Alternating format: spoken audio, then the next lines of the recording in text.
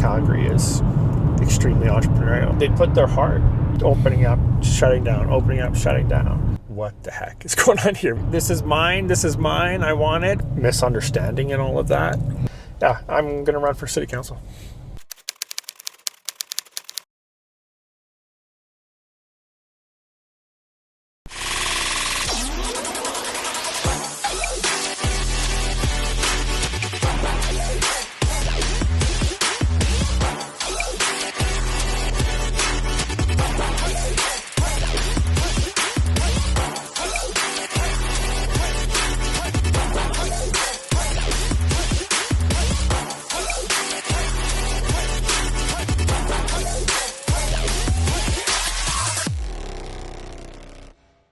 David, thank you so much for joining the show.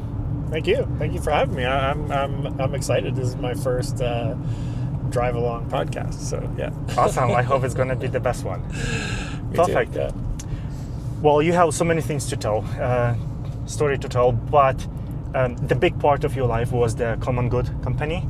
And I think we're not going to dive into the COMMONGOOD story itself because the documentary on the website did really great job. I was watching it. It's around like 40 minutes, but it's worth watching it because it's very inspiring, very touching, and you can learn a lot from it. And I think we can't do better than that one. So I'll recommend everyone go and watch.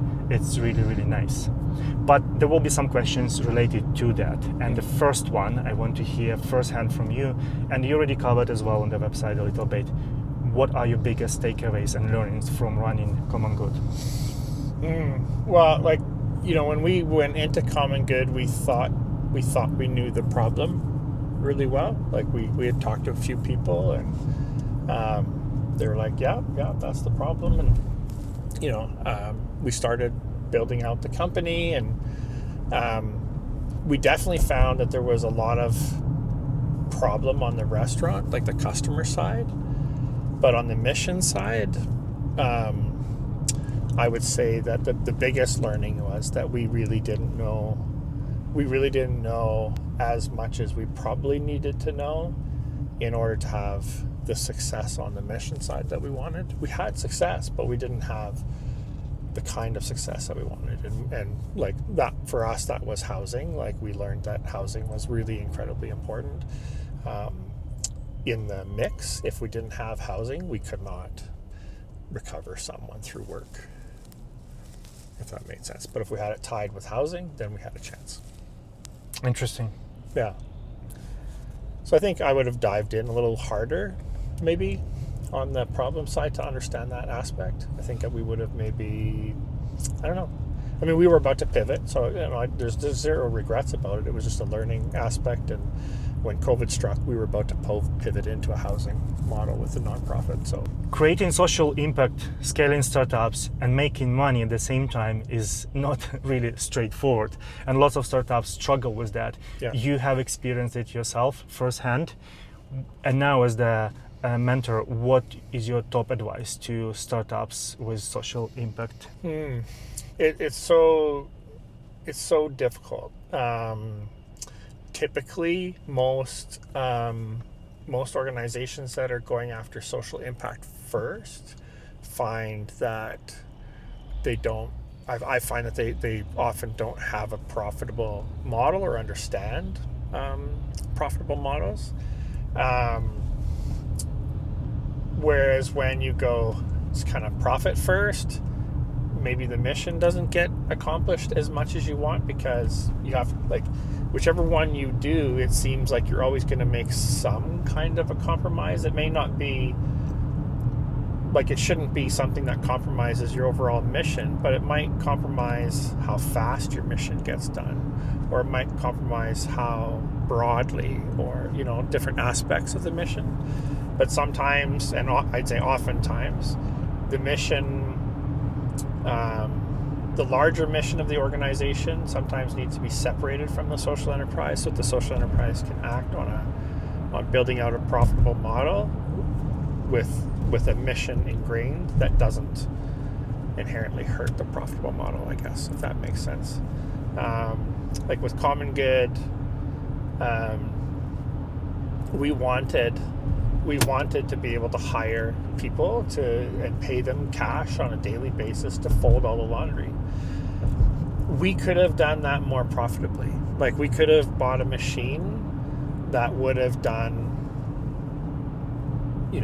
20, 30, 40% of the folding. In fact, we probably could have gotten machines that do even more of that folding, which is what the bigger companies do. But we really wanted the labor as part of our mission. So that was one area where the mission came first. Like, our mission was to help people recover through work from homelessness and from addiction. And that we could not go away from that. Like, put a machine in place to remove like 100 hours of employment or whatever. We were literally measuring our impact by the hours of employment. And so, but then there was other areas where, I'm trying to think of like areas where we compromised mission, but there certainly were, I think, in terms of like, we couldn't hire as many people as we wanted to. Couldn't have as many people in the program as we wanted to because of profitability. We had to maintain a very lean practice. And yeah, it's a very, very difficult line to toe. And when you talk to startups and you explain this, right, and you give examples, how easy to bend the mindset? Very hard, usually, yeah. Because their mission is kind of, when someone has a mission, they put their heart. Like you think about how many like startup founders and how much they put their heart into their startup, right, and how much they start calling it their baby, right, and all these things, which is nothing wrong with that, but it leads to founder bias that then stops sort of the listening process with the customers, so you have less effective business. And mission-driven organizations have that tenfold, because it's not just, this is the way I want the product to be. It's this is the way I want the world to look like, right? This is the mission I want. So that founder bias, that mission bias, is both a good thing and a bad thing, right? If you want to run a profitable business where you have to listen to the customers, understand where the product market fit is and where the value is for the customer, etc., that doesn't count in mission very much. It does, but not very much. Like at COMMONGOOD, we could not charge customers more money for our service than what they would pay for the profit-driven business. Right. Because they're profit-driven businesses. They're not going to pay 5 cents a towel more to work with us. And so we had to eat that cost to stay profitable. It made us, less able to do the mission overall, like in terms of like how much we could gain. But it was really important to balance. Right. So to develop the topic of mentorship, and you do it a lot now with the startups. Yeah. Can you think about any specific criteria, items that are very unique for startups here in Calgary or Alberta?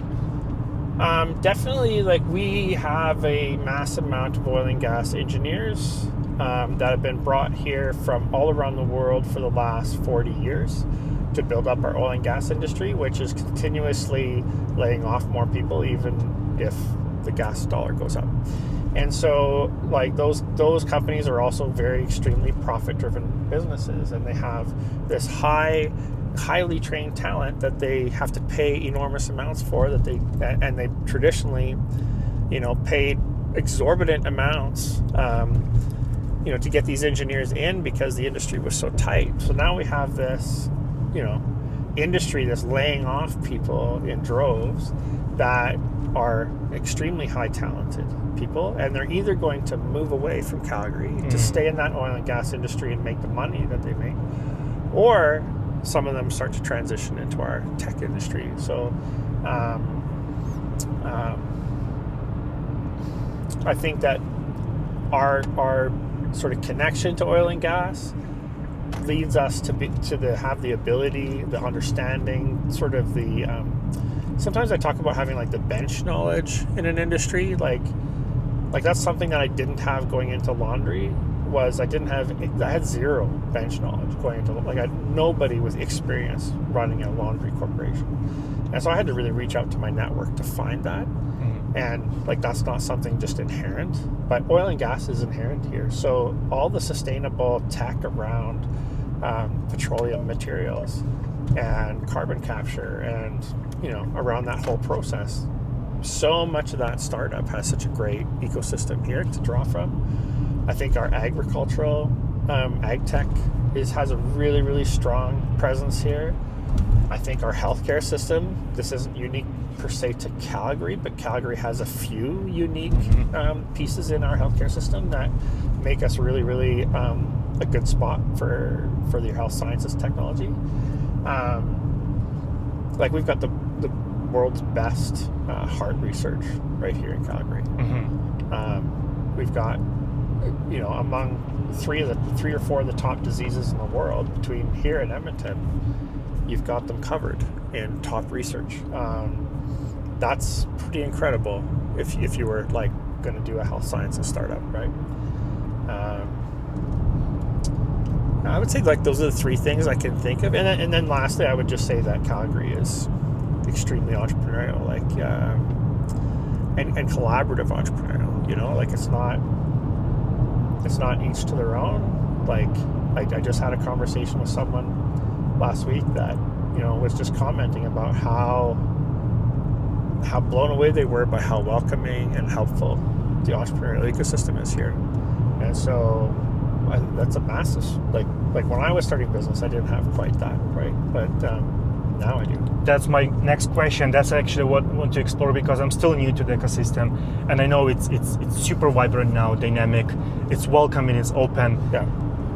But I'm always curious to know what was here like 10-15 years ago, and you started quite a long time ago, and you work with a number of companies over the years. So what are the biggest changes have you observed in the past 10-15 years in the startup ecosystem in Calgary or maybe in Alberta?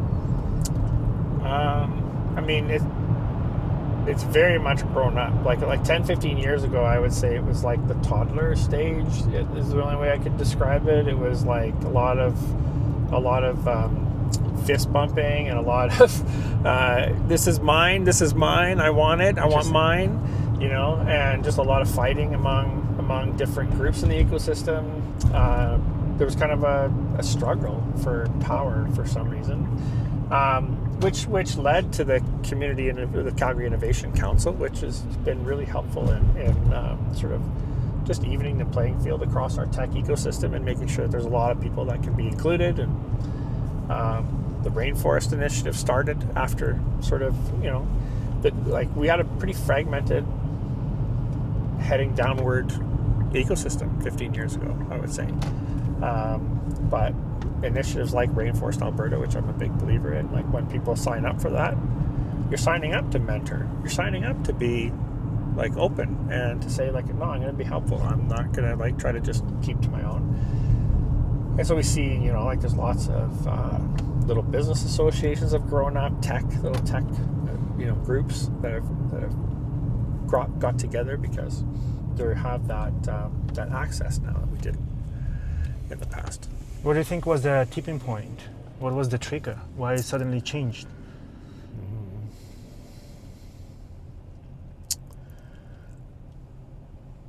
I think it just I can't even I'm not going to I don't want to tell the story, but there was a fisticuffs at a conference, and I think that was actually the trigger. Like two people in the ecosystem got in a fight, and it was like, okay, what the heck is going on here? We don't need to be presenting that way as a city. And I didn't hear that story. Yeah, and I can't tell it, but yeah. Can I Google it? You can try and find it. No, I'm really intrigued. But I'm not going to say it on a podcast. Nope. Can't do it. But there was a tipping point. I like that was right around the time when Startup Calgary board basically was kind of fighting about which direction Startup Calgary should go. And that Startup Calgary was kind of the most agnostic system at the time. We had Calgary Technologies, which was a good organization, did a lot of great things, but also didn't have, was slowly burning its name in the community at that time. So yeah, it was... Well, I'm really glad that they figured out, because now we have very vibrant and great ecosystem. There's so many people involved, and that makes a big difference. Yeah. Awesome. Great time definitely to be in Calgary. And also I hear a lot on different events when people talk about that we are doing great things, but we can't really tell a good story to the world. And you, as the marketer, as the person with storytelling skills, what's your take on it? What would you do differently, and how would you do it if it were up to you to tell the story to the world about Calgary ecosystem?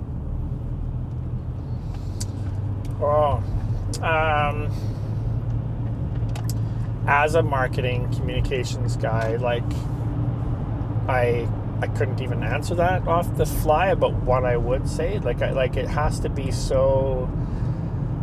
I mean, because you're talking about the Calgary ecosystem to the rest of the world, communicating that. Because we know there are so many things going on, right?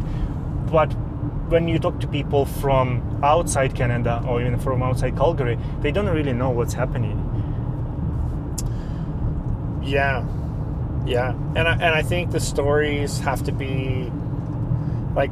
I think what we have to do a better job of is just telling our startups stories. Like we kind of tell these stories about, this is how much money we raised, this is how much, capital was brought into the ecosystem this year, but we don't tell enough about, just the individual people, like, the startups that are starting to really, really hit traction, the startups that are failing, the startups that just had a down round, the startups, there's so many stories in the ecosystem, and just even getting those stories out and telling those stories more, letting the ecosystem breathe on those stories is really important. And I think we try to we try to hone it down a little too much on the world stage into 2 or 3 things, and I think we're just so much more than that. Just tell the stories, and people will resonate with that.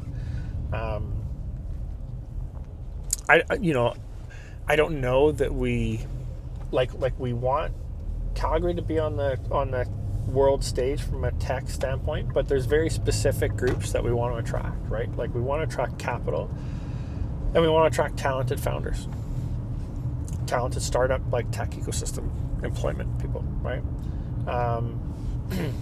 The strength of our ecosystem is only really speaks to the investor and the founder. To everybody else, it's just, what is the city like? Right. Do I want to live here? Because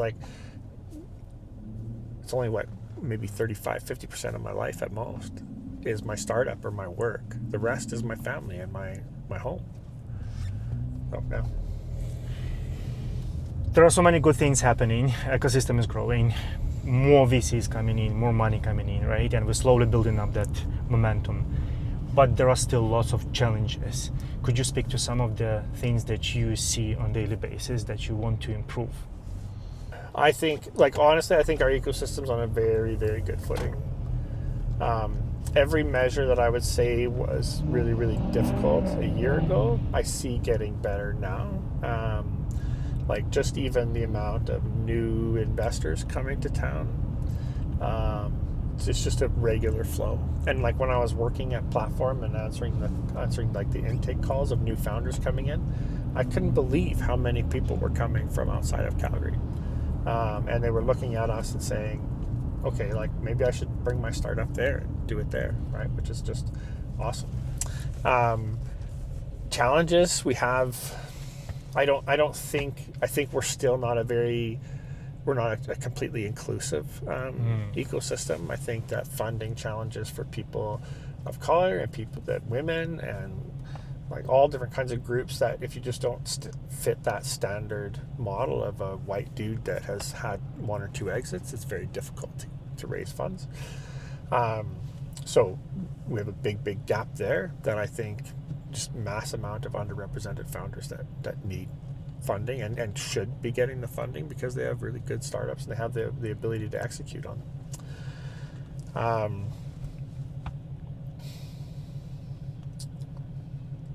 We also need, I think that we need government to recognize more, right? Like, I think the government's maybe a little bit surprised by how much the tech has grown. And when I say government, I probably don't mean the Alberta government. I probably more mean city and federal, but because the Alberta government, to be honest, it's one of the areas that I feel like they've been doing very well in. Both the NDP previous to this new UCP government, they've all been very good for our tech ecosystem and recognize the importance of growing it. I think that the city has not recognized that yet. Like our city is drastically underfunded from a city representative, from a city standpoint on tech. But we are seeing the benefits of it. But also, we've got big problems here, so it's tough. Yeah. What is the next big thing for you? I'm still like a fractional chief marketing officer for a few companies, Plunge Audio that we do in-ear monitors, and a few other companies that I'm getting involved with, and I'm enjoying that aspect. But honestly, I've kind of been shifting focuses over the last few years after finishing COMMONGOOD. Like COMMONGOOD had a pretty rough takeout, right? It was COVID, and I don't blame the city at all for shutting us down during COVID. But there was a mass amount of like misunderstanding in all of that, where they would say, oh, we're going to open such and such day, and restaurants and everybody would go and buy all the materials and inventory again to get ready for that, and then the city would come back and say, oh, actually no, we're not going to do that, we're going to close down. And just like this mass amount of uncertainty of opening up, shutting down, opening up, shutting down, that really, really affected a ton of businesses. And then in the last election, I voted for a few people, Jody Gondek and Courtney Walcott, and both of them really disappointed me in the way they sort of voted. I think that we had an arena deal when they came into power. It was $500 million, and then they declared a climate emergency, which I don't know why the city needed to do that here. Climate's a big issue, but declaring an emergency was kind of a weird tactic to do. It was a very sort of activist mark a signal. And I think that created a massive division between our city and the provincial government, where then we ended up getting this $900 million arena deal, and we don't even know why. Like why did the councillors vote for that extra? So that kind of stuff really motivated me to get my own name into politics, and seeing like with COMMONGOOD how much we were able to accomplish when we actually worked with nonprofits and worked with some of the other businesses in town to say, here's a problem and here's a way to solve it. Everybody was very open to that. But what was interesting to me is that in 5 years running COMMONGOOD, where we had all these different customers all across the city, we couldn't get the city of Calgary to answer our call. We couldn't get their procurement systems to give us a call. So they're still renting from all these linens and spending, hundreds of thousands of dollars on linen rentals, mat rentals, etc., from corporations that are European owned, right here in the city. But we had, locally. So, yeah, I'm going to run for city council. I want to go change the culture in the city and bring that sort of innovation mindset that we've learned in the innovation space to city council, to say we need to change the way things are done here. That's big news. It is big, yeah. Thank you for sharing, David. I look forward to it. When is it happening? So the election happens next October. I'm running right now, starting to do my fundraising and getting out, meeting people, talking to people, sharing sort of my vision for how I would be a councillor in the city and my background. I think it's so much about sort of the character that we bring to that role. you don't It know would be what really kind of, interesting to see someone from the startup community in the government. Yeah. So all the challenges that startups are facing now will be addressed slightly with a different angle. Well, absolutely, that's a big part of it. But like, I mean, for me, there's just a lot of basic things like housing is way too expensive. I also have a daughter in the city, living downtown, and it's very difficult. We have, just a lot of big issues that, like I said, I took calls from Platform, right, when I was an advisor, and I started to get calls and conversations with people who had come here, but they found it really too tough, and they actually were moving away. They found it too tough to find an affordable place to live. They had accessibility issues. They had, there was just all different kinds of things that were happening that, but ultimately they thought Calgary was going to be one thing, and it wasn't to them, right? And I think we got to fix that. Like, our startup community is not going to grow if we don't have a great city to live in. Right. And so, yeah. And I don't know if you've met me when I'm in a wheelchair, but there's times when I'm in a wheelchair. I did, yes. Because of my hip and back issues and stuff. And I can't tell you the number of times I have faced issues as someone who's, partly disabled, walking around the city. Like, I've fallen every year. I've had to take alternate routes all the time just because the snow windrow, like the big hedge of snow on the side of the road, is covering the sidewalk completely, so you can't even get across it if you're in a wheelchair. If you're in a cane, maybe, but if you're not on a wheelchair, you never 50% chance of see falling. that. And so I'm just, it's little tiny details that I think we just need to get better. And then the culture of being able to actually, I know so many startups that have so many brilliant ideas that they're working in other cities. City of Regina is doing this recycling trash program where they're using an AI camera on the back of those trucks to determine the contamination in each of the bins. Reduce contamination dramatically in the city. Why isn't the city of Calgary using that? Like, it just seems like there's so many things that we could do to be making programs better or saving money, dramatically saving money by being more innovative, but we're not. With that, I think it's good to wrap it up, and I really wish you best of luck. Thank you. And I look forward to more updates, and I assume there will be more announcements coming in the coming months. Yeah, for sure. But I truly believe that you will still stay a part of the community. Oh, yeah. When you have free time, because you're a great supporter, and thank you for that. Thank you. Yeah, thanks for having me. It was a lot of fun.